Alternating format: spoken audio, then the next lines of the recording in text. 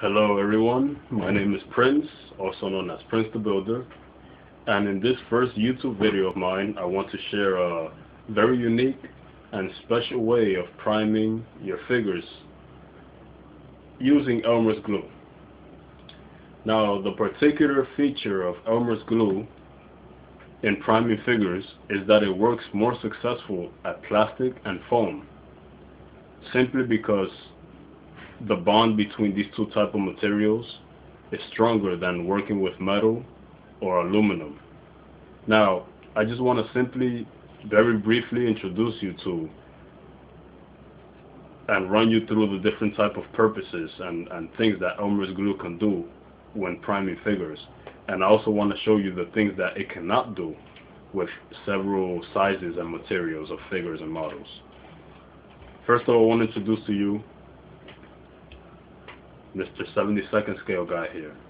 It's my favorite scale to work with, simply because of the scale's details. They tend to be highly detailed, and also depending on the company you got them. This is a figure here that has many details, very accurate, and it is a perfect subject to work with using Elmer's glue, simply because the details in the body of the figure will allow the glue to sink in every crack, every ridge and pattern, and give it a good coating, so that when you do apply the colors, it will give you a nice sealed colors to your figures and give it a nice rich color to it as well.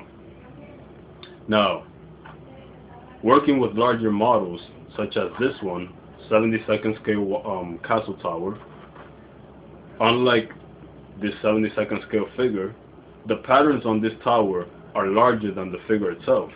Therefore, Elmer's glue will be less successful at this. What you want to do with these pieces, like also with a horse or a vehicle that contains many flat areas, and the horse that has smooth and larger, less detailed areas, you want to spray paint. Spray paint with black or white, whichever color you desire to prime with, simply because the spray paint will attach to most surfaces, including metal, which is something that Elmer's glue cannot do. So just keep these larger items and products or figures, models, spray paint it before you apply the color. The reason why Elmer's glue does not work good with these larger pieces is because due to the air and the dryness of the glue, it will crack and it will spread. And most of the surface, since it's flat, the glue will run and it will spread and it will separate. And you don't want that, because once you apply the color to it, it would just basically seem like if you didn't prime it at all. And the colors would just peel off like nothing. And it would just ruin the purpose of your goal. So keep the glue, Elmer's glue, on plastic. It is more successful in my experiment throughout the years that Elmer's glue works better on plastic and foam. One thing about foam that I want to point out is they tend to come in flat surfaces. So what you want to do is you want to take a piece or a sheet of sandpaper and just file it down one time very gently. And what this does is it gives the foam a little coarser texture that allows your Elmer's glue to sink on it because of the little ridges that it has. Like I said, the more details, the more ridges, the better. And just briefly wanted to show you the steps to painting, glazing Elmer's glue with Elmer's glue. And I have a tweezer here. You could take a little tweezer and wrap it around with a piece of copper wire or one of those things that you use to tie the garbage bags, and just graduate it. Hold it by the base, figure base, tighten it down.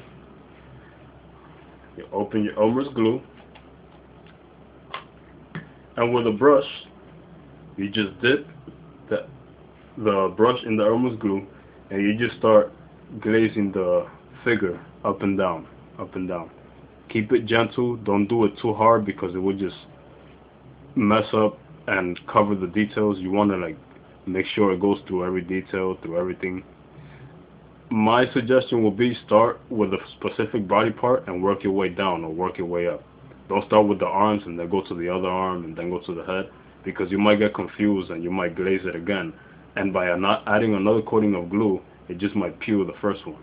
So you might want to start from the head down, from the head, then the arms, then the torso, then the legs. And after your figure is coated, you could paint it, give it your colors, and this is the successful results of the nice protective coating that Elmer's glue gives. This is the exact same figure. I added the weapons. Another thing, this is very, very good looking figure, by the way. Another thing I want to mention, you want to make sure that you attach any accessory or excess parts that the figure has before glazing it, because if you do them individually, it will be hard for you and it will just be a pain in the neck.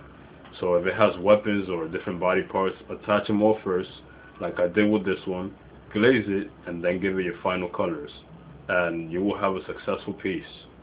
And I hope you guys enjoyed this. Please subscribe, and I will be coming up with more videos, more tutorial videos on working with miniatures and building. Bye bye.